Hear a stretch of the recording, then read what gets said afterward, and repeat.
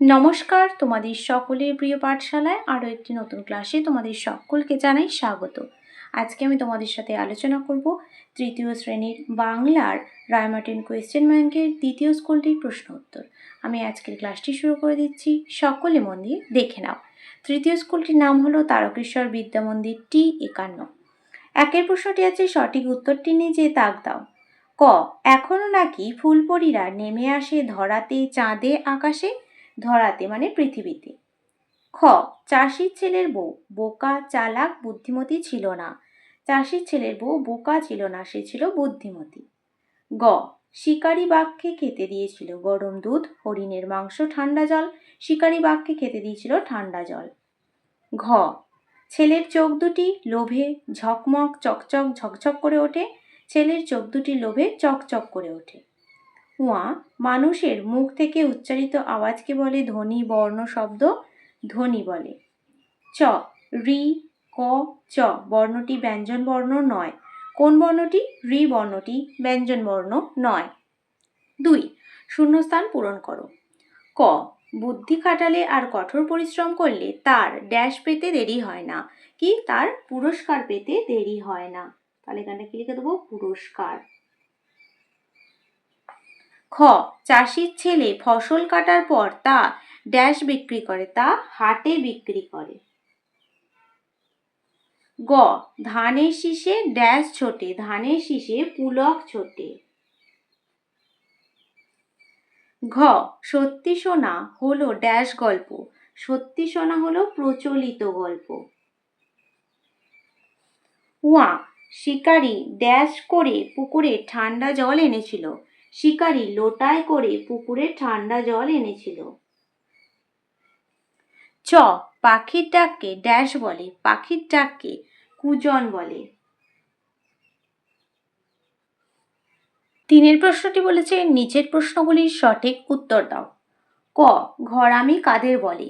যারা কাঁচা বাড়ি বানান তাদের ঘরামি বলে।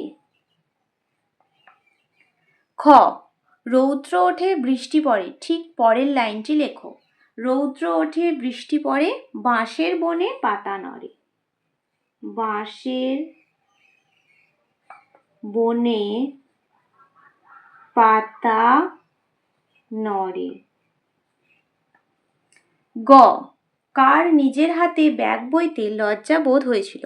ডাক্তারবাবুর নিজের হাতে ব্যাগ বইতে লজ্জা বোধ হয়েছিল। তাহলে এখানটা শুধু লিখে দিচ্ছি ডাক্তার বাবুর। ঘ, শিশুর আঁকার বিষয়টি কিরূপ? শিশুর আঁকার বিষয়টি ছিল হাতি ঘোড়া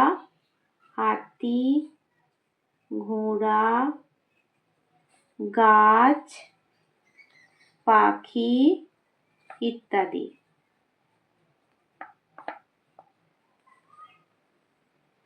4 প্রশ্নটি বলেছে বর্ণ বিশ্লেষণ করো।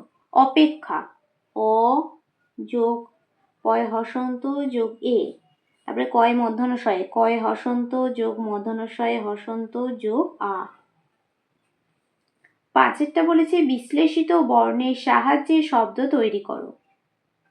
এটা হবে কয় রি, ত, ক, ময়রেপ। তাহলে কি হবে? কয় রি, ত, ক, ময়রে। তাহলে কি হয়ে গেল? কৃতকর্ম। 6, সমার্থক শব্দ লেখো। প্রতিজ্ঞা, প্রতিজ্ঞার সমার্থক শব্দ কি হয়ে যাবে? শপথ। কাল, কালের সমার্থক শব্দ কি হয়ে যাবে? সময়। 7 প্রশ্নটি বলেছি বিপরীতার্থক শব্দ লেখো। মস্ত, মস্ত বিপরীত কি হয়ে যাবে? ক্ষুদ্র মানে ছোট।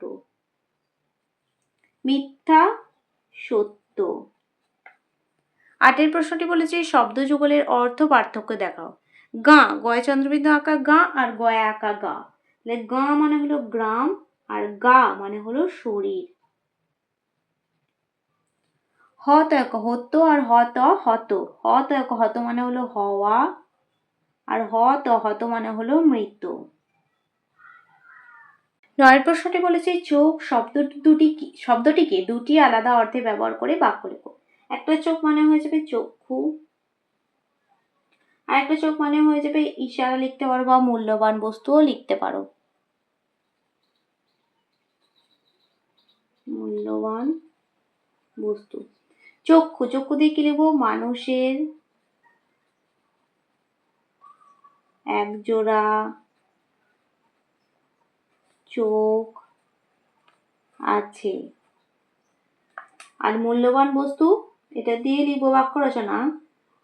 চোখ থাকতে কেউ চোখের মর্ম বোঝে না।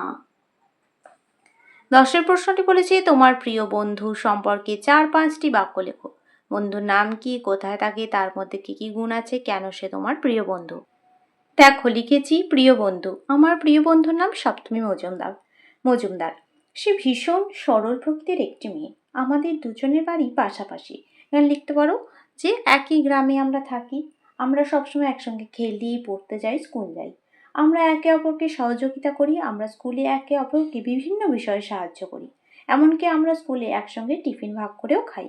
আমরা দুজনেই খুব ভালো বন্ধু। আজকের ক্লাসটি তাহলে আমি এখানে শেষ করছি। খুব তাড়াতাড়ি আরও একটি নতুন ক্লাস নিয়ে হাজির হব তোমাদের সামনে। যদি তোমাদের আজকের ক্লাসটি ভালো লেগে থাকে তাহলে অবশ্যই লাইক, কমেন্ট, সাবস্ক্রাইব এবং শেয়ার করতে ভুলবে না। সকলে সুস্থ থাকবে, স্বাভাবিক থাকবে। সকলকে অসংখ্য ধন্যবাদ জানাই।